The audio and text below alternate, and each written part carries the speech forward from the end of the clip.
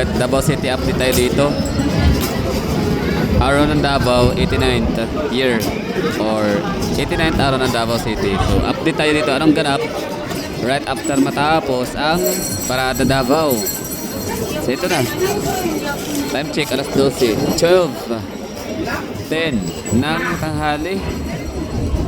So tapos yung parada. Ito na, uwian yung mga bata, yung mga estudyante, mga nagpaparada.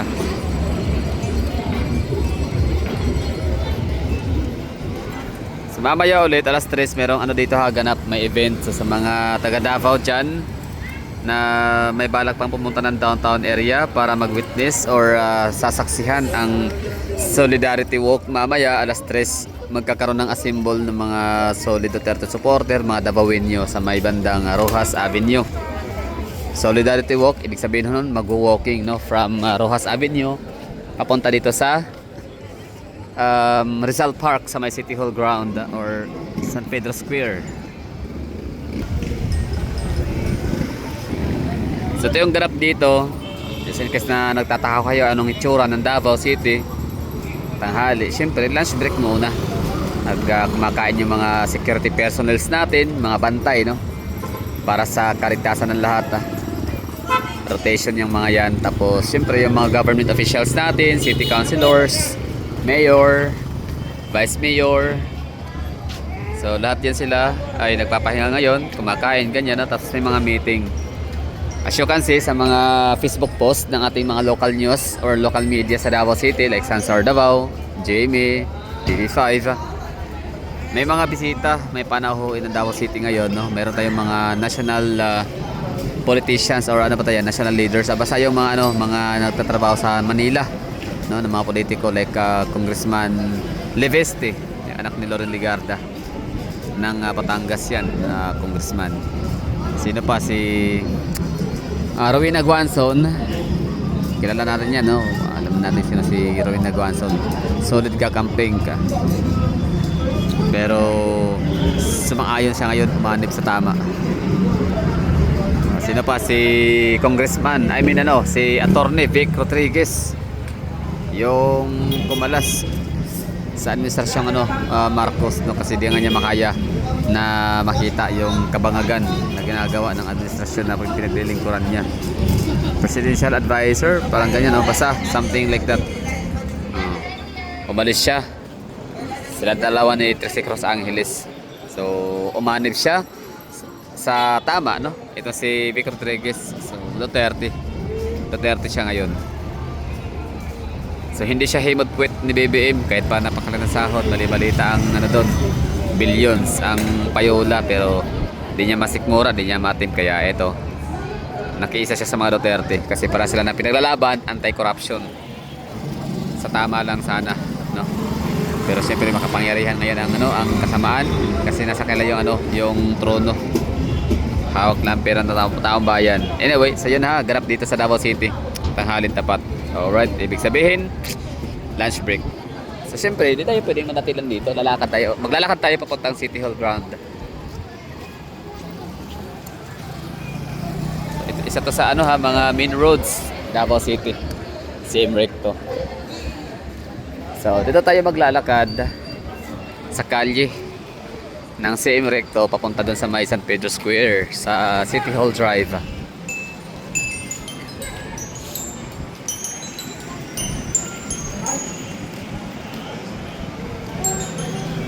So 89th year, ibig sabihin ho nun, malapit na mag 1 year, 100 year old ang aming syudad ng Davao City. So ang kanyang city hall ay ginanap noong 1937. Si Tatay Digong naman ay 81st birthday, March 28. So ibig sabihin nun, paano ba yun? Basta 1937, tapos pinanganak si Tatay Digong 1940. Never mind, basta bobo tayo sa ngayon na arithmetic. Ang ganda tingnan ng Davao City kapag lahat ng kalye namin ay magiging ganito magiging ganito na. So far, ang kalye sa Davao City na underground cabling system ay 4. Yes, we have SM Recto, San Pedro Street and Ramon Magsaysay Avenue. So asan yung pang-apat? Yung sa may Magallanes, likod ng City Hall. Ayan o, yung mga ano natin, mga masisipag na mga Police Auxiliary. PSSO. Public Safety Office.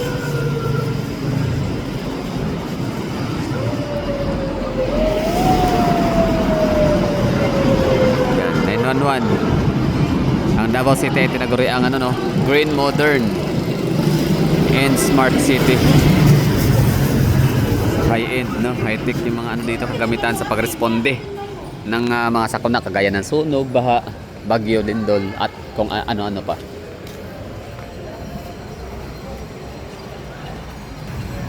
So ako ay isang ordinaryong Davaoenyo Filipino. So lahat ng mga sinabi ko na to, ito ay aking mga sentimento, no? Ito ay lumalabas po sa natural na reaksyon ng isang ordinaryong mamamayang Pilipino, Davaoenyo na lumaki sa Davao, pinalaki ng mga Duterte. Tapos law-abiding citizen, tsaka taxpayers money, consumer na rin. So ngayon, dahil pupunta tayo ng City Hall ground, papakita ko sa inyo or titingnan natin yung calendar chart or yung event calendar sa may bandang City Hall. Nang makita natin kung anong ganda pamamaya. Kung may aabangan na ba tayo.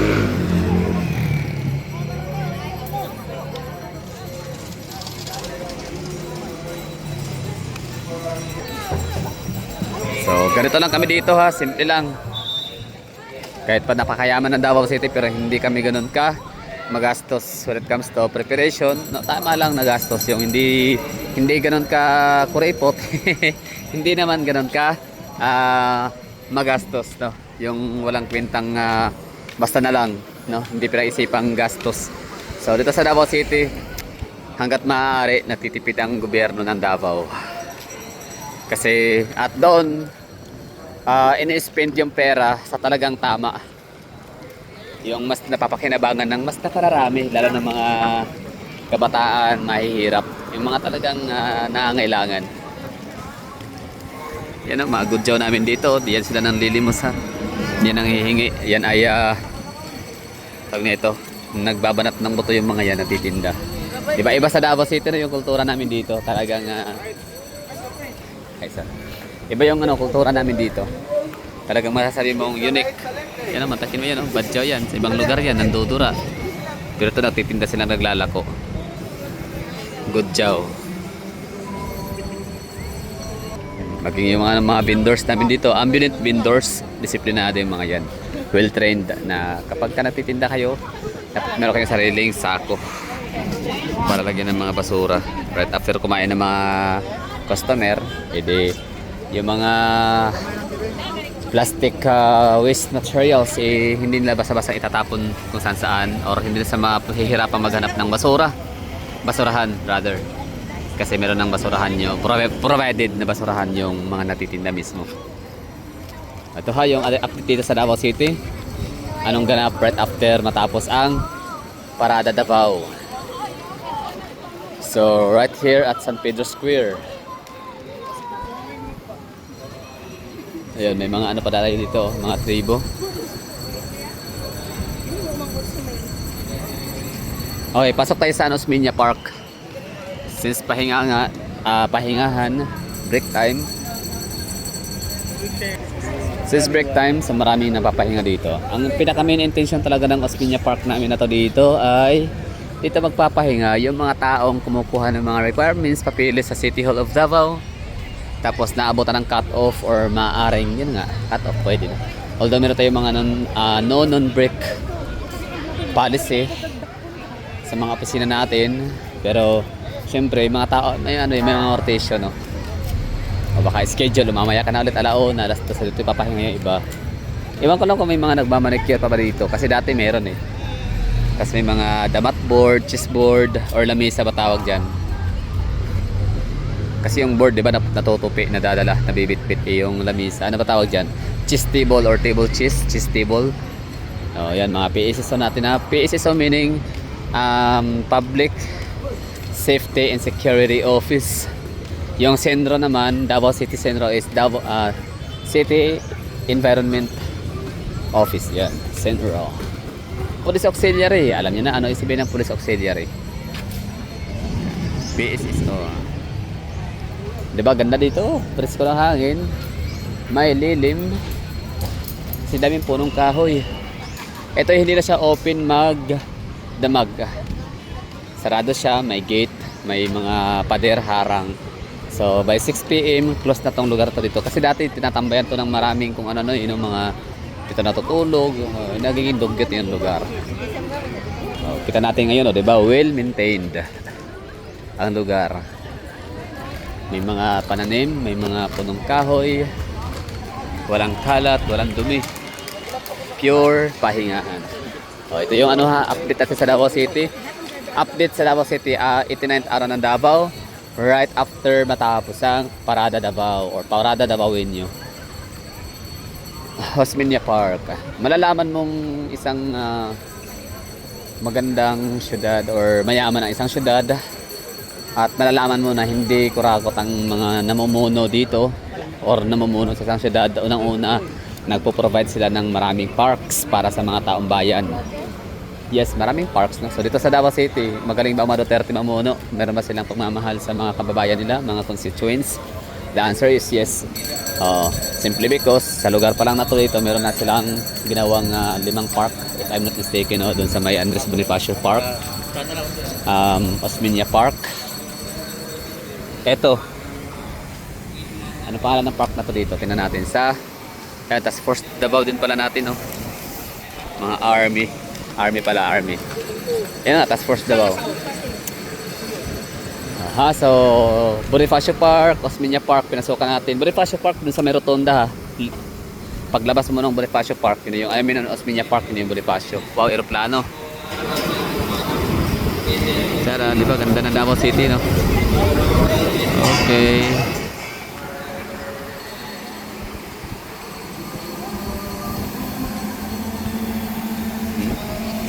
Sabi nila, hindi na safe ang Davao City kasi may mga ganyan. May mga army. Hindi safe kapag kabuang ka. Kriminal ka. Oo, pagkawatan ka, hold upper, snatcher, kidnapper, carnapper. So hindi ka talaga safe sa Davao City kasi may mga pulis kami dito na aktibo at mga army. Centennial Park ang tawag sa park na to dito. Centennial Park. Alright, sa tatlo ha, Bonifacio Park, Osmeña Park, Centennial Park. Ibon ang may layang lumipad. Okay, sangguniang panglungsod ng Davao, dyan matatagpan ang opisina ng Vice Mayor Rigo Duterte and mga city councilors. Yan, mga 911 natin, yan, Davao City Disaster Risk Reduction and Management. Davao City 911, preparado yan mga yan. May robot pa nga kami dito So yan ang bali magaling ang isang mayor, yung namumuno kapag walang utang ang syudad. Daming mga magagandang proyekto, pang world class na mga mega projects sa Davao City. At yun ay bayad in cash, hindi yun utang. Magaling ang mamumuno ng mga Duterte. Siyempre, credit to Tatay Digong and credit kita kay VP Sara Duterte. Nung time kasi ng mayor niya, doon nagsimula na maging debt free ang Davao. Tapos magaling din ang mayor namin na si Basti. Kasi minentain niya, hirap pag-maintain ha. Oo, hirap pag-maintain ng ng ganong status, debt-free status ng isang city. Tapos meron din siyang mga nagawang maraming proyekto din. Di bang galing, nakakatuwa. Humble pa yan, hindi yan mayabang si si Basti na mayabang siguro sa itsura, magsalita, hashtag ayun ganon kasi yung iba kasi nayayabangan sa salita, pero yung yabang kasi hindi kasi yan yabang sa salita lang. Kumbaga, yung mga mayabang, example, si Lino Robredo, ang yabang-yabang kasi tatakbo daw siya, lalabanan niya si VP Sara Duterte. Well, wala namang problema yun kasi mayroon naman tayong kalayaan sa Pilipinas nga, di ba? Pero ang yabang kasi doon na yung ang lakas ng apog ni Leni Robredo lalaban kay VP Sara Duterte sa presidential race. Samantalang wala siyang achievement sa Naga City. Ano ba meron? Naging highly urbanized. Unang-una, hindi nga niya magawang highly urbanized city ang syudad niya. Ibig sabihin, hindi pa pasok. Hindi siya pasado sa standard or criteria para maging highly urbanized city ang isang syudad ng Naga City. Oh. Independent component city, yes. Syempre naman, ikaw yung parang nagiging provincial capital ng lugar. Diba? Ng Camarines Sur. Camarines Sur, Camarines Norte. Oh. Hawak niya yung dalawang probinsya na yun. Parang siya yung nagiging mother town. Oh, wala siyang wala sa sakaligigan ng achievement ni BP Sara Duterte.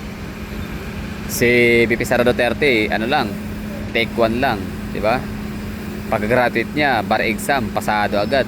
Samantala si Leni Robredo, wala nga siyang wala nga siyang natandaang batas na naipasa niya. Di ba? Anyway, so yun na nga, basta ang layo, wala, no match. Napaka-unfair na ikumpara si BP Sara Duterte sa isang walang kwentang leader ng Naga. Wala namang nagawa talaga. Oh, hindi nga niya na talaga napayaman ang Naga City. Wala nga masyadong wala nga major investments. Ang lapit pa niya sa Manila, ha. Hindi na kailangan sumakay ng eroplano, bus lang, by land, pwede, di ba? So mas accessible. Mas madali ibiyahe ang mga logistics, mga services at kung ano pa mga produkto, di ba? Pero hindi niya magawang ipayamanin yung syudad niya. Oh, hindi nga niya afford bumili ng robot. Anyway, yan, yung droga mismo, di ba? Hindi niya ma-solve. Dati, ang galing-galing niyang pumuna kay Digong pagdating sa, tawag na ito, para sa combat, no? Yung combat ni Tatay Digong sa droga ng bansa, pinapakialaman niya dati. Ibig sabihin parang pinupunan niya, yun, tinatulog sa, ngayon, binigyan siya ng chance na mamuno sa Naga City. Oh. Ngayon, talamak ang droga doon. Daming mga nangamatay ng mga dalaga, babae, bata, kawawa. Oh. Kawawa sila, hindi sila nadepensahan ni Leni Robredo. Paano lugaw? Anyway, yun. Kasi tayo dito sa unahan. Update pa rin to, ha. Update, Davao City update. Araw ng Davao, 89th araw ng Davao, March 28, 2026. Anong hitsura, anong ganap, anong mga dito mga kaganapan right after matapos ang Parada Davao. So lunch break. Diba? Oh, wala kayo niyan, no? Rescue 911. Oh, meron ba kayo niyan? Wala. Davao City lang. Kahit ngayong wala yung Makati, walang ganyan yung Quezon City. Ang yaman na yung mga syudad na yan. Oh, dami ang kalat ng punta ka ng Guadalupe ng Makati, Estrella, Jasnio, ang Dugyot. Tapos sa Ayala naman ng Makati, ang Ayala napakalinis. Pagkatapos, pag didiretsuhin mo pa hanggang Barangay Hall, nako, pagdating mo sa Barangay Hall, yung park nila, ang Dugyot, may mga tae na, may mga taong grasa. Oh. Diba? Yan ang tunay na propaganda na ginagawa ng mga Tagalog, mga taga NCR, no? Taga National Capital Region. Laging binibida ang yaman ng Makati. Yun naman pala, puro lang Ayala. Di naman binibida yung Ayala tsaka Rockwell. Di naman binibida yung mga public places ng Makati. Ang dumi, ang Dugyot. Wala ngang Bermuda. Kalbo nga yung ground, yung lupa. Diba? So dapat may mga Bermuda kasi park yun, wala. Dugyot. Sa Ayala, malinis, siyempre may mga maintenance, may binabayaran si Ayala Land. Tapos may gwardiya. Dito sa Davao City, napaka-consistent mula dito sa pinaka City Hall, pinaka mga business districts, mga outskirts, mga suburban areas ng Davao, rurals, barangays, and even mga slum area, informal settlers rather, no, mga ganon. Kahit sa mga informal settlers area, mga coastals, may mga bahayan, dikit-dikit, pero may basura, may kalat, of course, no, kasi nga dikit-dikit yung mga bahay, di ba? Sa maliit na lugar, concentrated ng maraming tao, populasyon, so expected yung maraming basura. Pero grabe, kung i-compare mo siya sa Guadalupe mismo, EDSA, yung dumi ng Guadalupe, daig pa ang dumi ng ng mga informal settlers area sa Davao. Okay? City Hall of Davao, San Pedro Square. Dito tayo, diretso, ha. Yun lang, update pa rin to dito sa Davao City right after matapos ang Parada Davao or Parada Davao Inyo. Sa mga gustong humabol dyan ng mga taga Davao, taga malalayong barangay, mayroon parang event mamaya. Merong alas 3, no, gathering sa Tawag dito, Solidarity Walk para kay Tata Digong's birthday. Alas 3 magsisimula doon sa may Rojas Avenue. Okay, so puntahan natin itong ano, tingnan natin itong calendar, event calendar.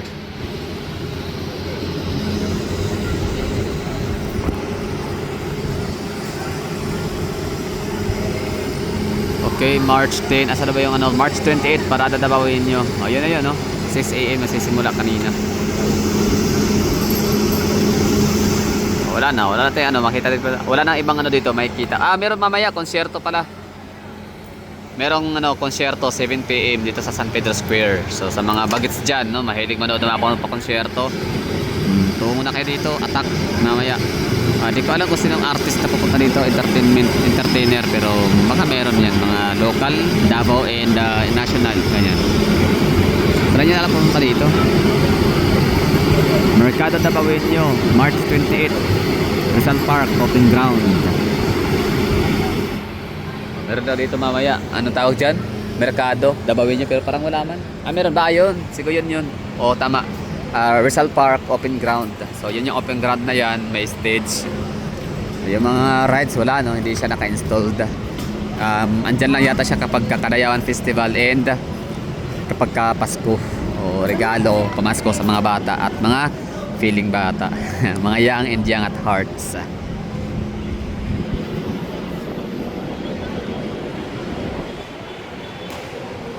Okay, Jose Rizal, Dr. Jose Rizal.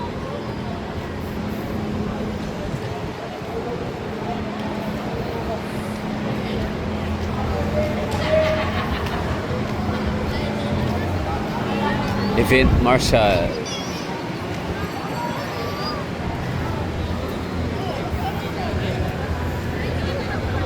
Ito rin City Hall ground natin, ha. Ako din sa tubig. Asa din gihata kayo na kasi mo para na kayo sa tubig. Anong gihata ko para ka dito sa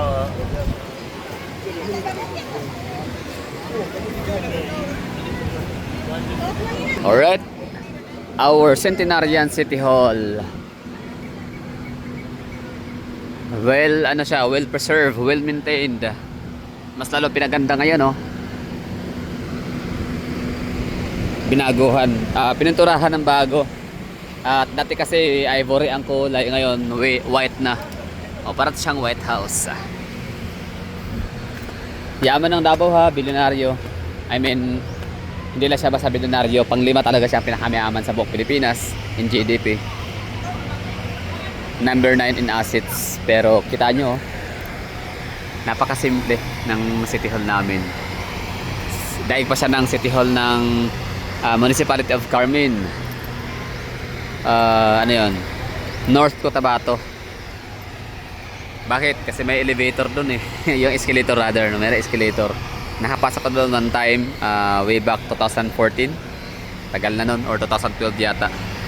Di ko alam kung andun pa rin ngayon. Gawa nung nilindol kasi parang nasira yata ito, no. So shout out sa mga taga Carmen, Municipality of Carmen, North Cotabato. Andyan pa rin ba yung escalator ng yung City Hall? Let me know in the comment box.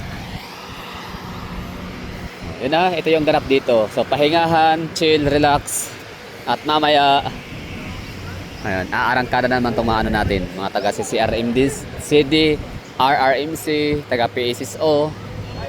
Aarangkada naman mamaya ulit yung ating ano, mga kapulisan, lahat-lahat, security personnel. So di ko alam kung sino yung andyan. Basta nagkukumpulan yung mga vlogger. May dalang camera. Anyway, so yun lang, ha, update natin dito. Time check, alas 12:37 na ng tanghali. Pagkatapos ng parada Dabawenyo, ito na tayo dito, nagsisilip, naglalakad-lakad. At to the all, thank you for watching. Tingnan natin kung ano meron ditong sinisigawan, may kakaguluhan.